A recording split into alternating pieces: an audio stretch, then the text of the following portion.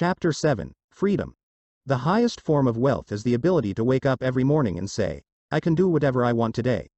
People want to become wealthier to make them happier. Happiness is a complicated subject because everyone's different. But if there's a common denominator in happiness, a universal fuel of joy, it's that people want to control their lives.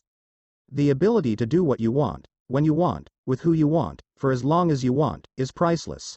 It is the highest dividend money pays. Angus Campbell was a psychologist at the University of Michigan. Born in 1910, his research took place during an age when psychology was overwhelmingly focused on disorders that brought people down, things like depression, anxiety, schizophrenia. Campbell wanted to know what made people happy. His 1981 book, The Sense of Well-Being in America, starts by pointing out that people are generally happier than many psychologists assumed. But some were clearly doing better than others. And you couldn't necessarily group them by income, or geography, or education, because so many in each of those categories end up chronically unhappy. The most powerful common denominator of happiness was simple. Campbell summed it up. Having a strong sense of controlling one's life is a more dependable predictor of positive feelings of well-being than any of the objective conditions of life we have considered. More than your salary. More than the size of your house. More than the prestige of your job. Control over doing what you want, when you want to, with the people you want to, is the broadest lifestyle variable that makes people happy. Money's greatest intrinsic value, and this can't be overstated, is its ability to give you control over your time. To obtain, bit by bit, a level of independence and autonomy that comes from unspent assets that give you greater control over what you can do and when you can do it. A small amount of wealth means the ability to take a few days off work when you're sick without breaking the bank. Gaining that ability is huge if you don't have it. A bit more means waiting for a good job to come around after you get laid off, rather than having to take the first one you find. That can be life-changing. 6 months emergency expenses means not being terrified of your boss, because you know you won't be ruined if you have to take some time off to find a new job. More still means the ability to take a job with lower pay but flexible hours. Maybe one with a shorter commute. Or being able to deal with a medical emergency without the added burden of worrying about how you'll pay for it. Then there's retiring when you want to, instead of when you need to. Using your money to buy time and options has a lifestyle benefit few luxury goods can compete with. Throughout college I wanted to be an investment banker. There was only one reason why. They made a lot of money. That was the only drive, and one I was 100% positive would make me happier once I got it. I scored a summer internship at an investment bank in Los Angeles in my junior year, and thought I won the career lottery. This is all I ever wanted. On my first day I realized why investment bankers make a lot of money. They work longer and more controlled hours than I knew humans could handle. Actually, most can't handle it. Going home before midnight was considered a luxury, and there was a saying in the office, if you don't come to work on Saturday, don't bother coming back on Sunday. The job was intellectually stimulating, paid well, and made me feel important. But every waking second of my time became a slave to my boss's demands, which was enough to turn it into one of the most miserable experiences of my life. It was a 4-month internship. I lasted a month. The hardest thing about this was that I loved the work, and I wanted to work hard. But doing something you love on a schedule you can't control can feel the same as doing something you hate. There is a name for this feeling. Psychologists call it reactance. Jonah Berger, a marketing professor at the University of Pennsylvania, summed it up well. People like to feel like they're in control, in the driver's seat. When we try to get them to do something, they feel disempowered. Rather than feeling like they made the choice, they feel like we made it for them. So they say no or do something else, even when they might have originally been happy to go along. Squared to the power of 5. When you accept how true that statement is, you realize that aligning money towards a life that lets you do what you want, when you want, with who you want, where you want, for as long as you want, has incredible return. Derek Sivers, a successful entrepreneur, once wrote about a friend who asked him to tell the story about how he got rich. I had a day job in Midtown Manhattan paying $20,000 per year, about minimum wage. I never ate out, and never took a taxi. My cost of living was about $1,000 per month, and I was earning $1,800 per month. I did this for 2 years, and saved up $12,000. I was 22 years old. Once I had $12,000 I could quit my job and become a full-time musician.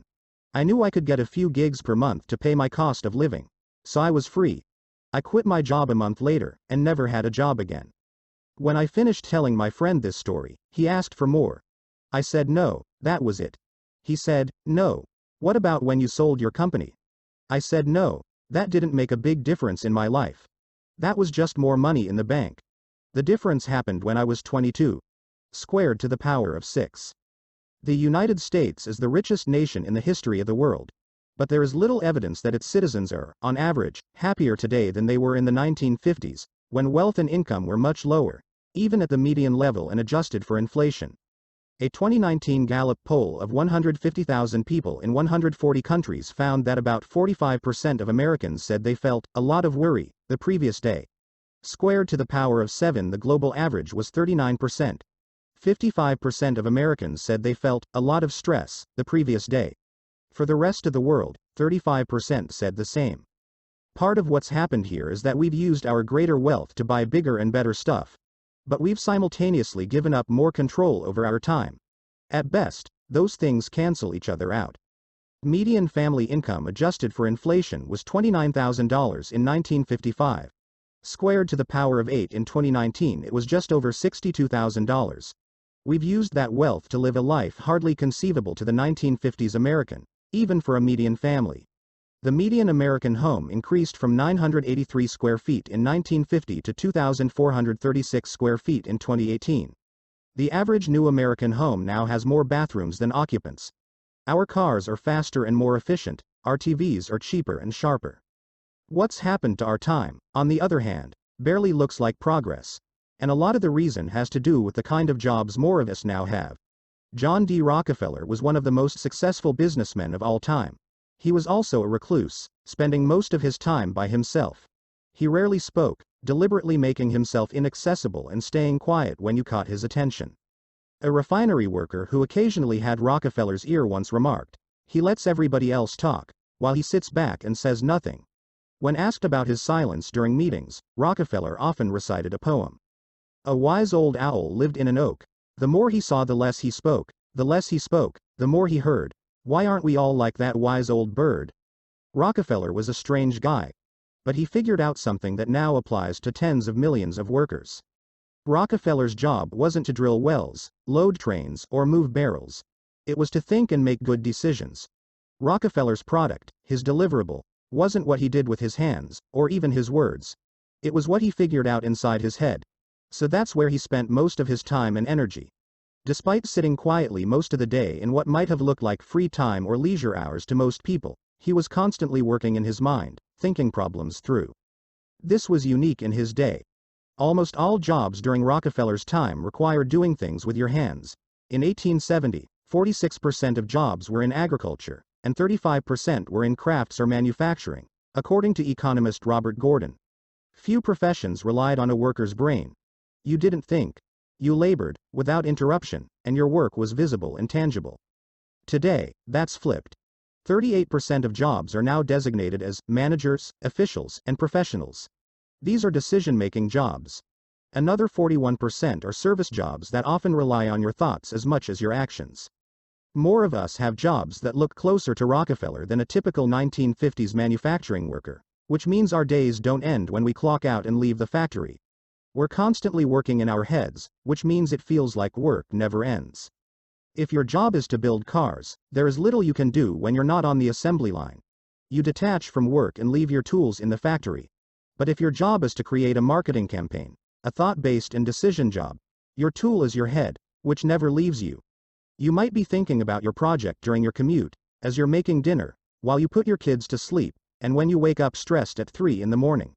You might be on the clock for fewer hours than you would in 1950, but it feels like you're working 24/7.